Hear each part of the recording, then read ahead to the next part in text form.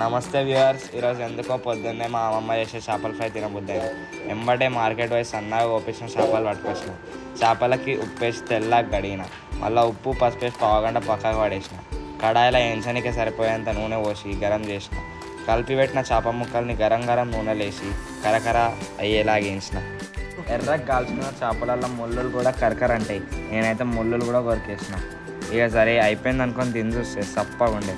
ఆగమే మా అమ్మమ్మకి ఫోన్ పెట్టిన. అరే బిడ్డ, అసలు కథ ఫ్రై అయినాక ఉంటుంది. ఎల్లిపాయ కారం వేసినావా? అది ఎట్లా చేస్తారు? ఒక రోట్ల కారం పొడి, ఎల్లిపాయ, ఉప్పు, ధనియాలు వేసి మెత్తగా పొడినోరు. ఈ కారం ముద్దని వేయించిన చేపలకి జమాయించి పట్టించు. అట్లనే చేపలు వేయించిన తర్వాత మిగిలిన వేడివేడి నూనెని అవే చేపల మీద పోసి మంచిగా కలుపుకో. వేడి వేడి అన్నంలో ఈ చేపల ఫ్రై వేసుకొని తింటా. చెరువు మళ్ళీ లైక్, షేర్, సబ్స్క్రైబ్ కొట్టుర్రి.